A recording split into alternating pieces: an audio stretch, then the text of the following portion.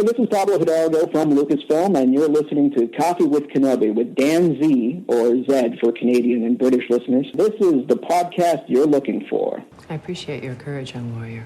I have no quarrel with you. Attack me, Jedi. Jedi do not attack the unarmed.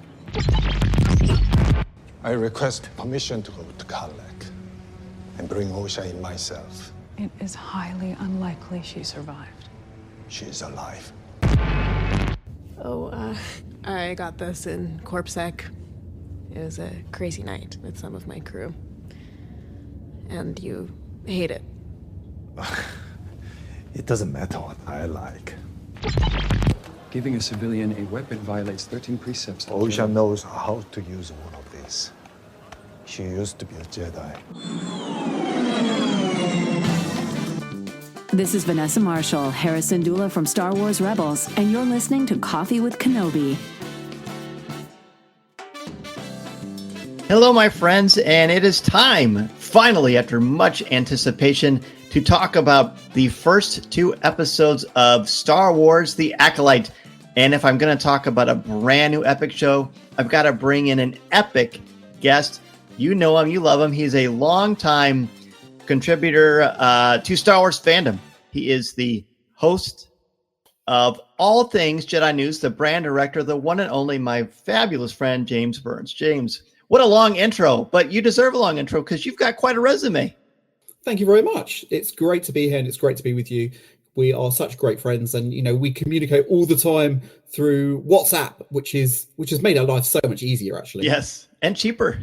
Yes, very much so. Very much so. If you haven't tried it, it's brilliant to connect with people literally from all over the world, and it's free. Absolutely. So before we talk about The Acolyte specifically, what was your anticipation level like for this series? And I know this is Star Wars and everyone's got an opinion, but my mum always used to tell me, if you've got nothing nice to say, then don't say anything at all. And if you don't like the Star Wars content that's being put out, then as a wise Jedi once said, move along, nothing to see here. Disney will very, very quickly get the word. Sorry, Disney will very, very quickly understand that people don't want to see this show if people don't tune in, they don't buy the merch, etc., etc. You don't have to be so rude and crass on socials about the show. Just don't engage with it. And that's one of the reasons I like talking to you, because you give me a perspective that I'm not aware of, because I am so adverse to negativity that I don't always see it. But I do know that whenever there's new Star Wars content, as well as I do, maybe even more so, that there's typically trepidation. We're very precious of Star Wars, and we really hold on to it very tightly. And I get that. But there's a level of excitement, and I think I'm not familiar with Leslie Headland's work. I know she did Russian Dolls. I know that she is pretty prolific in her own right, and maybe a little bit polarizing. That's what I've heard. I don't have any experience besides what I've seen of this series. Did you ever watch that show, Russian Doll? I did not. I did not see it. Same here. I haven't watched it. So. I've heard good things about it. Yep. We've seen 4 episodes of this. We're going to try to break them down for you. We're going to certainly separate them out. And full disclosure, before we even jump into this, James and I have seen episodes 3 and 4 only once. I've seen episodes 1 and 2 only once. James, because he's James, got to go to the UK premiere of The Acolyte. So you've seen the first 2 episodes a couple times. Yes. And as we're recording this, the premiere was only last night, so it's fairly fresh in my memory at the moment. Right. And I am going to rely on my memory. And as my wife will tell you, not always the best course of action, but I have faith in James and his ability to sort of help marinate the Force midichlorians in my brain. As you get older, your memory supposedly gets worse. So we'll give it a good go. Episode 1, give me one word to describe episode 1 and your overall reactions to the first episode of The Acolyte. Interesting. Because it sets the scene for the whole show, I guess. And there's an awful lot going on. There's a lot of world building, which isn't necessarily a bad thing. There's a lot going on. Okay, fair enough. And Yes, and as all things with Coffee with Kenobi, we're not going to spoil. Well, I guess we're going to spoil because we're talking about the episode. Presumably you've seen, but we're not going to speculate about the future. We'll deal with what is. Yeah. So I'm going to try to be as realistic and organic as possible, which I always try to do. My one word for the first episode is underwhelming. I posted it on social media. You and I have already talked about this.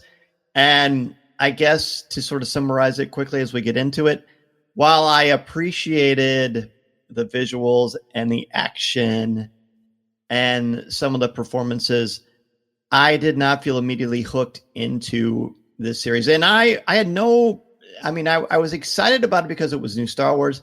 I enjoyed at Celebration Europe last year seeing the trailer, and I was excited about the action and the kung fu of it all, but it just didn't hook me yet. And while I won't say I was disappointed, I was sort of hoping for more, but we'll see. And as a brief little preview of our next few weeks of coverage, it does get better for me. But this first episode I will call as underwhelming. But before we get into, let's just get into it. What are some things that stand out for you about episode 1? Well, I just want to say that episode 1 for me it was interesting because obviously, as I said, it sets the scene for everything else. Mm-hmm. There was a lot going on. There was a lot to take in. There was a lot of new characters straight away.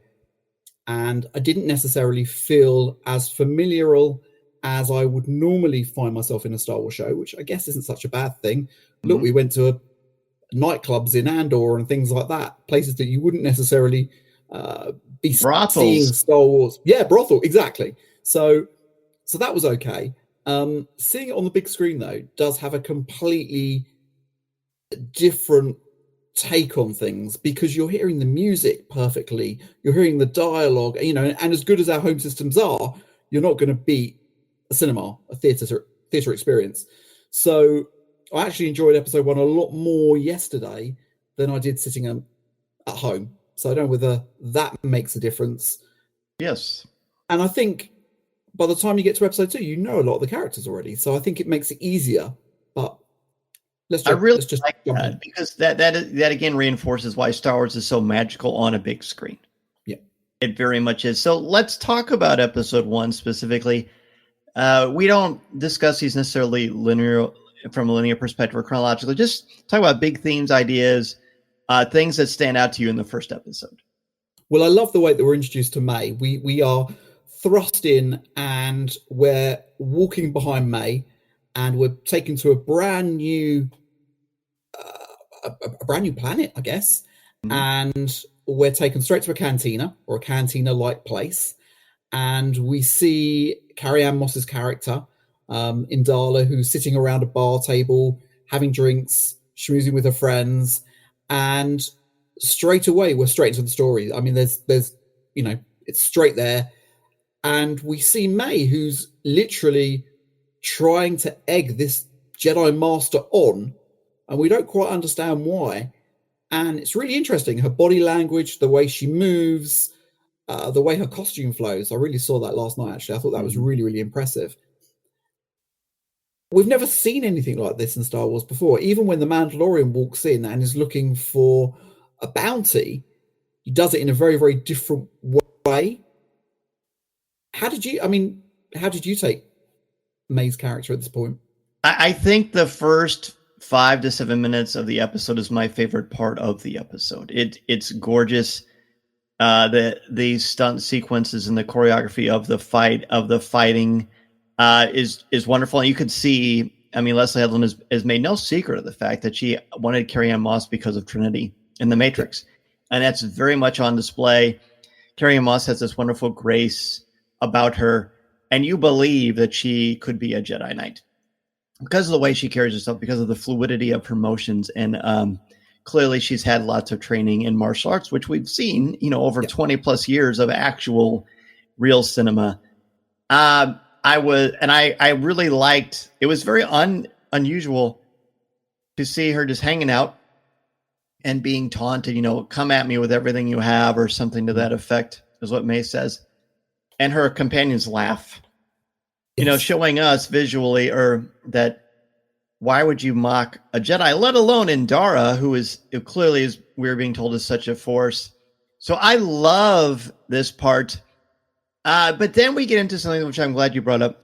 how do you feel about the fact that we were told this is a murder mystery, although, I mean, I can't in good conscience say it's a murder mystery. It's not a mystery. You see right away what happens. We know who the murderer is, absolutely. Yeah, it's pretty straightforward. How do you feel about the fact that Andara is the character that has killed me, lose Carrie-Anne Moss so immediately? So I was disappointed that they killed off the character so quickly. Carrie-Anne is an amazing actress, and I really wanted to see more of her. So to get rid of her in the first 5 or 6 minutes of the show, I was like, ah! The other thing that I was a little bit frustrated about is that she'd managed to take off pretty much all of May's weapons, but surely using the Force, she would have sensed that there was another weapon, hidden up May's sleeve. That's interesting. I was instantly torn when I saw this because I thought, okay, she's cool. She's very subdued, but I think it's because we're trying to understand that she is a Jedi master of skill and experience, and she's not going to overreact to someone trying to kill her, especially when she clearly can tell she's May is significantly inferior to her in skill, right? So there's no worry that Andara is going to die. The reason she dies is because she sacrificed herself to save an innocent, which is very Jedi-like. I find it interesting that she couldn't find another way to survive that, but maybe it's because within all of Andara's skill and experience, she couldn't help but possibly underestimate how far May would go to emphasize and why can't I think of the word, to actually execute the threat and execute Andara, which she does.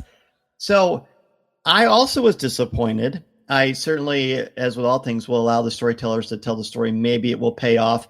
But I feel like if I was going to take a step back and view it, I feel like it's a big risk because Carrie-Anne Moss is one of the big, hooks to watching this series, especially for maybe people who wouldn't necessarily tune into this. So I don't know that I would have done it. If they're trying to say, we know Carrie-Anne Moss is who you want to see, so her dying is going to have more of an emotional impact on you, I could see that. But Andara has been on screen for like 5 minutes, so I don't know that we have earned that as an audience, the emotional buy-in. To Carrie-Anne Moss, yeah.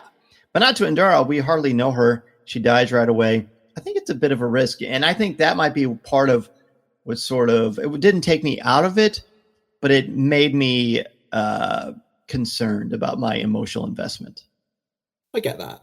I think for me, Andara was sitting there with her friends, I guess, and she's taken completely by surprise. And I don't think she understands the strength of May, and she certainly doesn't understand who it is instantly. It wasn't until May removes her mask, pulls her mask down, and then she sees who it is. But does she? Does she really understand who it is at that point? I'm not quite sure. Right. And she does seem to overpower her at various points. But obviously May gets the better of her by trying to kill the bartender, I guess. Right. And Indira comes in, stops that. And I have to say that the moment after Indira dies and May drops down to recover her knives, the moment when you see the little child hugging the dad's leg was, a moment that we've all seen with our children, at some point in our lives. And I love the fact that was there, actually. That was quite a humane moment, if that makes sense. It does a couple of things. It totally makes sense. It suddenly humanizes May, and you realize, well, she's just not straight evil. But even the performance from Amanda is terrific, and you can tell that she wants to attack Andara. But I also sense, and maybe it's just me projecting, I sense a little bit of trepidation as far as an uncertainty about her, which makes her more interesting. And the fact that she shows compassion and won't hurt the bartender immediately makes her confusing, because it's hard to strongly dislike her because she is not someone who would hurt children. But I mean, obviously, I shouldn't say obviously. It's just Vader in that instance doesn't care, right? Because he's right. Vader. So this is a different level of evil. Clearly, she's evil. She's a murderer.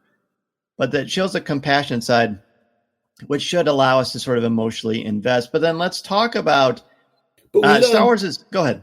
I was going to say, we do learn the reason why she's so focused on who she wants to kill later on in the episode. And I think because of that, it works. So she's showing compassion to some of the others because her focus is in that moment Indira. Yeah, that's exactly right. So then they do a little bit of a flip. And Star Wars, of course, is steeped in myth and classic mythical archetypes. And we find out right away. Actually, we don't find out right away, but eventually we figure out we're dealing with twins, right? Did you know at that point? I thought there were a couple of, I thought it was either twins who weren't aware of each other, or I also thought maybe she has like multiple personalities. And when she woke up, she was not aware. So honestly, I wasn't sure yet. And honestly, James, I can't remember when it was revealed. Is it at the end of the episode? Yeah, I think so. But for me, I thought siblings. I didn't think twins. I didn't go to the twins straight away. Maybe I should have done because it was, I guess, a fairly obvious trope, especially in Star Wars. But I didn't go there. I think it would have been kind of cool if it was like a repressed identity thing. But either way, it works. So we meet a different side of May, but her name isn't May. Correct. It's Osha. Osha. So tell me what you thought of Osha. So I liked Osha. She reminded me of a cross between R2-D2 and Rose. And I know some people are going to absolutely hate that comparison, but because she's essentially a mechanic on a ship. Right. And I have flashbacks to the Phantom Menace when R2-D2 rolls out to try and repair the Naboo Royal Starship at this point. And instead of using droids, they're using humans, I guess, to go out there and do this difficult job. So I immediately thought of that, which, bearing in mind that we're in the 25th anniversary year of the Phantom Menace, I thought that was quite a nice juxtaposition, and I quite liked seeing that. And then there were elements of the way she was portraying the character that I saw Rose in there. I know Rose is a very much that role Rose. Is. Yeah, I love Rose, and I love the actress that plays her, Kelly Marie Tran. Is absolutely fantastic. So please don't take that as a bad thing. The comparison that I've made, listeners. She's actually an amazing character, and I love the way that this little scene is played out with I can never say the word, the Neomodians. Neomodians. Yeah, Neomodians. Yeah, so I love the way that this is played out with the Neomodians, and there's some really nice humor here that, the Neomodians start talking badly about Osha and about the mechanics, and Osha then turns and says, we can hear you. And it was fun. It was lighthearted when they were doing, a fairly serious job. But in the middle of this, Osha's getting flashbacks. She sees fire, and we see that there's something more going on. It's true. And at this point, I'm so confused about what's going on, but that's good. I like that because I like to be challenged in my narratives. So I wasn't sure. Should I be rooting for Osha? Does she know what happened? We learned that she doesn't. My next thing I want to talk about is when the Jedi show up. And we learn, and she finds out about this murder. She's going to be arrested. So Yord Fander, right? That's the name of the Jedi. Yep. Is that his name? He shows up. He and Osha have a relationship with each other. So it's early, right? But I find Yord to be very off-putting. Yep. And I think he's supposed to be by design. Yes. But this is where I think I start to struggle a little bit with this first episode. I know it's set in the High Republic, but besides matching robes, I know it's 100 years after the books that we know. Mm-hmm. I know it's 100 years before Phantom Menace. Yep. But besides matching robes, based on the environment, the fact that it all takes place on Coruscant and the Jedi Temple that we're really familiar with, I don't think there's anything High Republic about this episode at all. And I don't know. I mean, I know that the corporate synergy is sort of what it is, and it's better than other things. And I know you're not going to have necessarily the same character besides Vernestra, but Vernestra does not, at least so far, is not emotionally hitting me the way that she does in the books. And I don't know. I find that to be a struggle for me.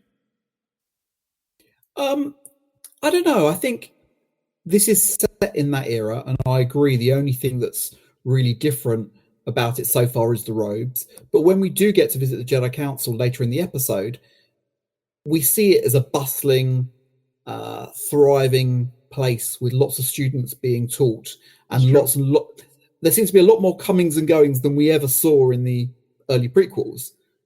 We never saw so many people within the Jedi Temple before. I thought Attack of the Clones we did, but maybe I'm misremembering. It's very possible.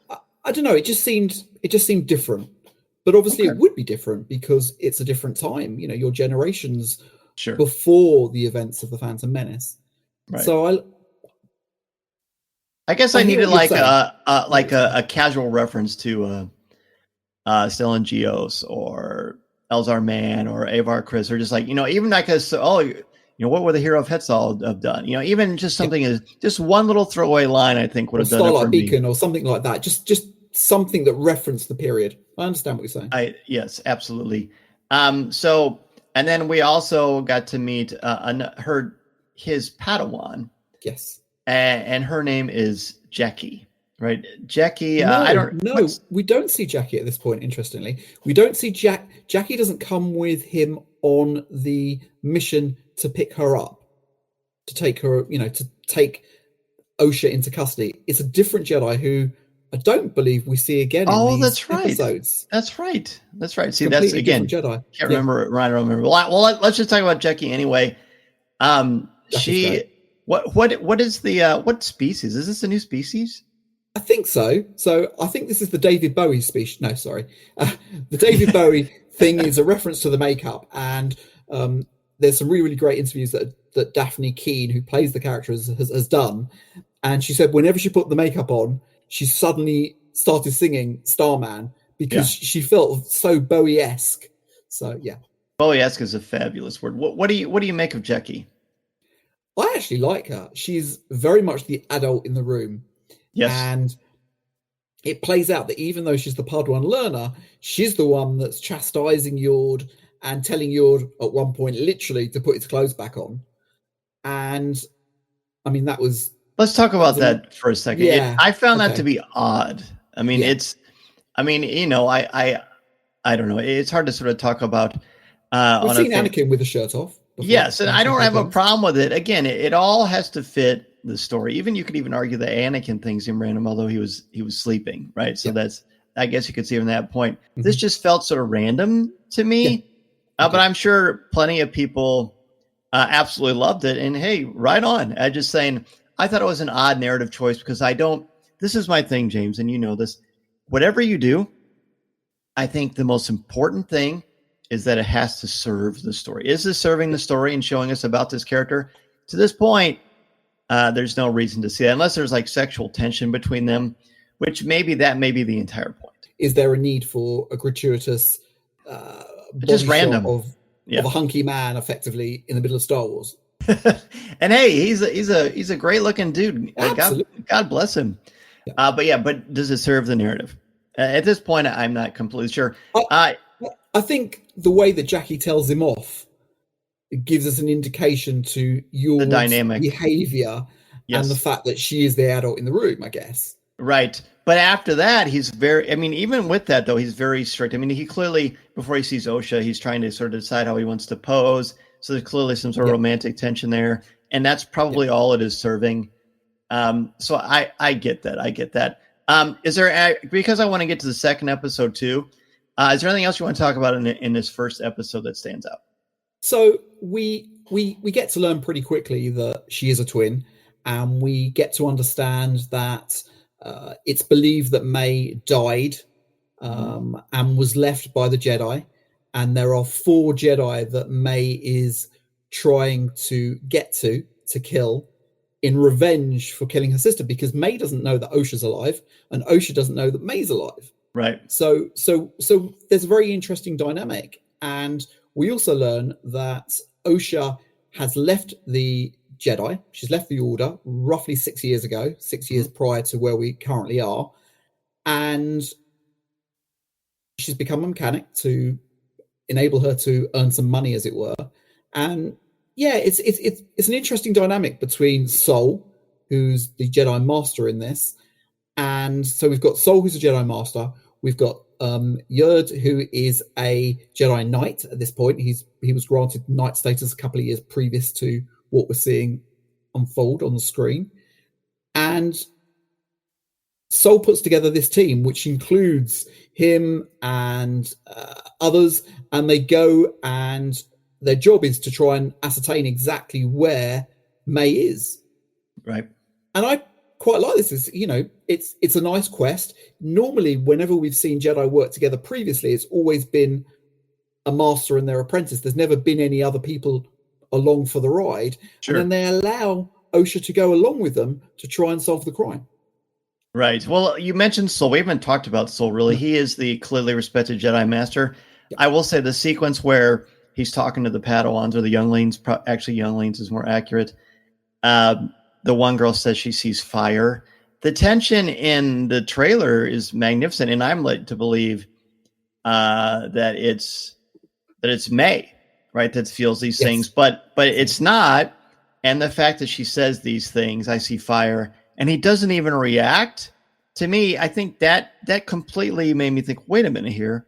The trailer was misleading me. I thought it doesn't have to be May as a youngster or as a youngling, but if that isn't something that's alarming, and that isn't something that's addressed, then to me, there's a disconnect of what we are led to believe about the light and the dark. And that was sort of story-wise problematic for me. Now, look, let's not get crazy. I know Pablo and Lucasfilm Story Group was all over this. So there's something to it, or maybe there isn't. But just for me, again, I was like, wait, isn't that something that you should be concerned with? At least say to us, oh, I need to talk to her later. Or, oh, can I talk to you after our session? Something like that. Because we didn't, did that bother you at all? It did bother me. But I also thought, you're a teacher.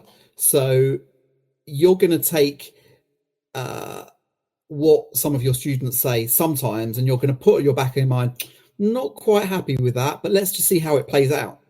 So maybe it's a matter of Sol thinking, okay, I need to mark that. I'm a little bit worried about that, but let's see how that comes out in future lessons, perhaps. I don't know.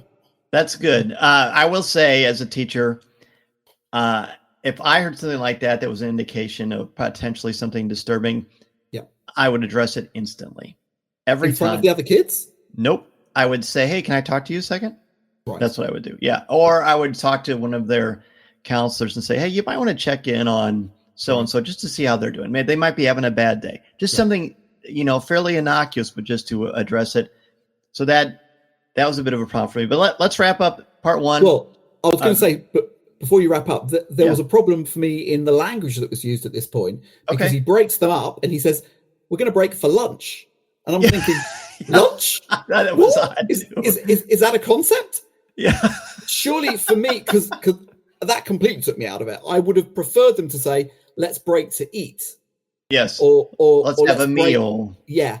So I didn't like the use of the word lunch, because that was didn't weird. Seem very Star Wars to me. Right. And we ought to just mention at this point that this is our first introduction to Vernestra. Yes. And again, Vernestra at this point doesn't seem to. I'll just say this with let's just give a letter grade for the episode and just sort of explain your grade before we move on to episode 2. So I thought I would give this a B. There's some room for improvement. Obviously, we're just learning the characters. So yeah, that's what I would give it. How about you? I'm gonna give it a C-. Oh wow, okay. Yeah, and I don't take any. So this isn't like a hot take. I'm not that kind of person. I'm always going to be honest. I firmly believe that as a critic or reviewer, if you give something a no, it gives your yes more weight. Yep. And I'm also very cognizant of not being a prisoner of the moment and not reviewing the hype. The hype is an A+, because Disney and Lucasfilm always do a wonderful job of getting us excited with trailers and music and gorgeous action and effects and very compelling characters. So that would be the hype. But it's a C- for me, because emotionally, I'm not invested in any of the characters. Maybe Osha/May a little bit, but there's nothing particularly that stands out to them that makes them unique characters from my point of view. The challenges are something I already talked about, and I still have a hard time believing this is set in the High Republic. Really, it just seems like episode 1, but with prettier costumes. See, if you'd asked me, go finish off. Sorry. No, I think that's it. I don't, like I said, I don't enjoy. I want it to be an A+. It doesn't have to be an A+, but to me, it was a very slow start, and it made me trepidatious to keep watching. But of course, I'm going to. Yeah, if you'd asked me before I'd seen it again yesterday, I would have given it a C. So it's gone up a grade because, Star Wars is very much, for me, a cinematic experience. Yes. And seeing it and just experiencing the episode a bit more, I saw things that I hadn't seen the first time round, and that's why it's gone up a grade. But things like using the word lunch to me just doesn't seem very Star Wars. Right. No, it doesn't. And I'm glad you said that, because in my history with Star Wars, some of the things I've been the most excited about, I've always come out lukewarm to. And then upon repeated viewings, I'd love it significantly more. So hopefully that happens again. I've only seen the first episode one time, but let's move on to episode 2. Yep. Give me one word and overall reactions to episode 2. Excitement. Okay. Tell me why. And you? Go on. You give me your one word first. Better. Okay, good. Okay. Why did I choose excitement? Because things get exciting. We're going to another new location. We are seeing things that are going on. We're visiting another Jedi outpost, which I found interesting. I liked the whole plot around the pharmacy. Go on, you say the word. Apothecary. Yeah, apothecary. There we go. I liked that. I thought that was very interesting. I thought Manny's character, Kimar, was funny and brought some lightheartedness to what was otherwise, a quite dark episode. Another Jedi is getting killed. It doesn't happen every day. So I liked what was going on here. I liked seeing... I thought Daphne Keen's character came to life a lot more here. And I love the way that she takes controls of the ship, and it's her plan that is put into action by Sol, because he asks Yord as well, and he feels that her plan is much better than his.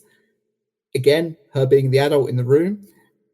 And there just seemed, a bit of one-upmanship between the two of them. And it was funny to see, and it was, yeah. So that's why I was excited by this episode.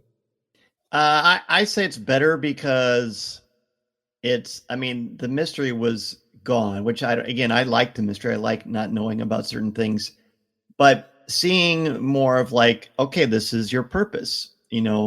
May's purpose is to eliminate these Jedi. I don't think in this episode we quite know the reason yet, do we? It's more it's more later, or do we? I don't remember. Yeah, no. By the end of this episode, we know the reason why she wants to kill them, because she wants revenge for killing her family and sister. So right. I think that's very much, that is very, very clear by the end of this episode. Yes, yeah. Is this? Help me remember? Is it the end of this episode where they learn about each other being alive? Yes. Okay. So, good. And they see each other for the first time at the end of this episode when May is trying to escape the village. Yes. And there's a bit of a shootout. There's a great showdown. Yeah, and again, as I said at the top of the show, I haven't seen this episode for over a week, so that's why it's sort of vague in my mind. But getting ahead of things. So yeah, I think the action was cool.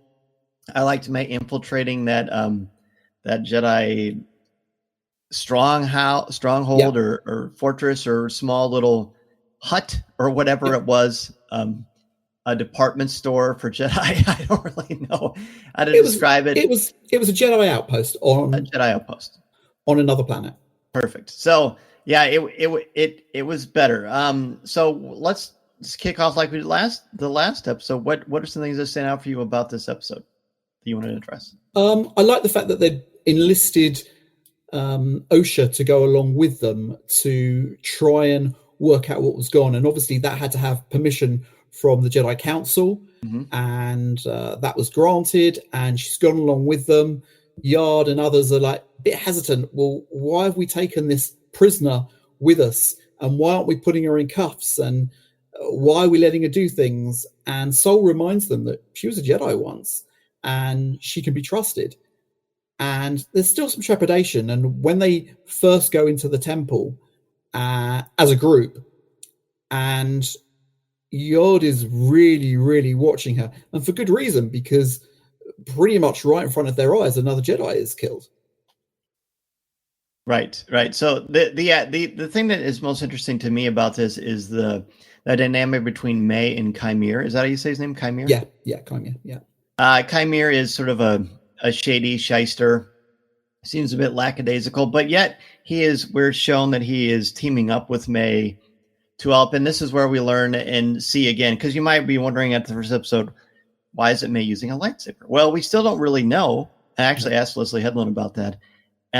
And which we heard probably in the virtual roundtable that James and I got to be a part of. But so she has to convince the Jedi that she is going to kill. And I don't know his name. I know he's played by Dean Charles Chapman, who you might recognize from Game of Thrones and the White Queen. But they decide upon a poison that is native to the planet where I think her family died, right? Yes, that's right. Yeah. So she has to trick him into committing suicide, which is a very interesting and very disturbing concept.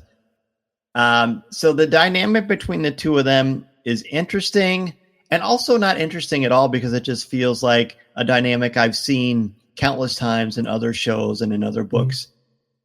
So again, that's where I struggle a little bit, because I'm not seeing a ton of original ideas yet. And I don't enjoy saying this at all, but this is hard to not take off the English teacher hat. No, I get that. So he's playing a character called Torbin, and Torbin has gone into, I guess, weird stasis. Because he regrets the actions that led to the death of May and others. Right. So he's checked out. Yeah, he's completely checked out. He's in stasis, as you say, and he's just floating there. And no matter what May can do, she just can't get him to converse with her until she returns and offers him a choice. And we've never really seen this in Star Wars before, where a character has got a shot of redemption and a way out, and they take it. And this was interesting. Because it's not redemption at all. Yeah, how you're redeemed. So the idea here, way out. It's it's the idea that the only way to be redeemed is to commit suicide, and that's how you atone. That makes no sense. But of course, May is a murderer, and she's working with a mysterious master who we don't know anything about. We don't even see or know the master's name. But so that's why it's disturbing. So if you've gotten years, what do we say, 6 years or longer? No, it has to be longer than that, because she was little. It's the way I understand it is it's 16 years. 16 years since, right. And she's left the Jedi Temple after 6 years. So there's 16-year period where she's been trained by this other master, or we don't know who it is, apart from the fact that the master wields a red lightsaber. We get right. Oh yeah, because we see at the end of the first episode. That's right. Correct. That's it. So that's all we know. So it's hard for me to believe that if it's been 16 years, that's not enlightenment. As soon as you come out of it, your only response is, "Oh, I've got to kill myself." But I'm not saying that's a problem narratively. I just think it's a flaw of Tolman, which is a great name, by the way. So I find that to be really compelling and problematic, but in a really interesting way. To me, it's more of a weakness of Tolman than the idea of it as well. And possibly the level of guilt is so intense that no amount of meditating, and we've seen this a lot, meditating doesn't necessarily mean enlightenment. If anything, this meditation could have been more of like turning your brain off and not fully facing your problems. Yeah, I don't disagree with that. And it was interesting to hear that many, many Jedi have come along and tried to interact him, tried to break him out of it, and none had. But Sol believed that he could walk in there, speak to Torbin and say, literally get him out of this state. Right. And obviously, it's too late, because May's got there. She escapes via the roof, and literally within seconds, Osha walks down the steps, picks up the poison bottle, smells what's inside, which is a plant from their planet, as you mentioned, and Yord comes out from literally behind her and says, "It wasn't her. It wasn't her." So that was interesting. Yeah. It was, but I almost wish that it wasn't so easy, because I think the tension would have elevated the story a little bit. I wish she wouldn't have been absolved of guilt. And then later she has to be, because we see that they're twins. And so let's talk about the big fight between Sol and May. And I love every time May fights an experienced Jedi, because the kung fu and the choreography of the fighting is so awesome. It's very like, I don't have to use my full force against you. It's sort of like in Kenobi when Reva fights Vader, like the experienced Jedi don't really have to give it their all. In fact, they almost are dismissive, because they don't need to, because they're so much better. But this was my favorite part of the episode. Yeah, this felt almost poetic. I loved the way that May went for him, and he's just standing there and blocking every single move that she's throwing at him. And he's just turning around and moving her, but not breaking a sweat. And huge kudos to everyone involved in pulling these off, and the fight in the very, very first episode with Carrie-Anne Moss as well. The choreography, the stunt mastery, everything that's gone on here is absolutely fantastic. And I loved what they did. I did too. I thought it was great, very exciting. And there's a wonderful little narrative piece at the end where the two see one another. And they have this realization that they're both alive, which sends some ripples and shock waves through everyone involved in the story. So I thought that was fun. And it was at this point, James, where I thought, okay, now emotionally, they're finally earning my empathy, because now I'm getting some concept here or why I should care. Again, don't tell me how I should feel. Let the story do the work for you. And I feel like it's earned it here. And now I'm more interested. Now I'm hooked. And now I'm excited for the next episode. Yeah, that's fair. That's fair. Did you think it was interesting that Osha was given a stun gun and she points it at May and then moves very, very slightly so she knows it's not going to hit her? Do you think that was deliberate? Or do you think that was her sister using, I don't know, some power to deflect it? Do you think that was on purpose that she missed her sister? I think it's a complete accident, because she's so stunned. If you imagine thinking that your twin is alive after believing almost your entire life that they're dead. I think that's just, there's so much shock that you can't be Hawkeye in that moment, because you're just completely flummoxed and thrown off. So I actually like that. I thought that was a nice twist. Right. What about the music and stuff? Did you manage to get a sense of that at home? I did. I've got a pretty cool surround system.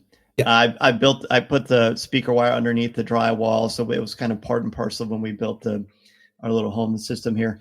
But I think the music is great. It really adds to kind of the creepy, almost macabre feel of the series so far. It's very unique, very string heavy, but really lovely. It works well. I think it works really, really well with the series, and it's. This is going to sound bad, but it's not. It's nice to hear something slightly different in Star Wars, because we're so used to, in the Bad Batch, and to hear the same composer, and it's not a bad composer at all. It's just nice to hear something slightly different. This is a fresh look at Star Wars. It's a fresh take. So I'm glad they've done that. I don't really have much else to say about this episode. Anything else, or should we just give our letter grades and wrap up the show? I'm just trying to think if there was any other moments. As I said, I liked the bit when Daphne Keen's character has come in and she comes over and she puts over the tannoy, as it were. You're under arrest. And then May does this amazing trick where she sends the sand all over Sol and Yard, so they can't actually see what's going on, and then she manages to vanish. So that was quite nice. That was cool. Just using telekinesis to kind of make wind. Yeah, which I thought was very, very clever. I liked that. I liked some of the scenes between May and Kumar, whatever. And it was interesting when Kumar meets Osha and talks to her as if it's May, and very quickly realizes that this is the sister. And it's also interesting how quickly he gives up to the Jedi. Right. I found that quite interesting. But listening to Coffee with Kenobi, you are with Dan Z, the podcast you're looking for. This is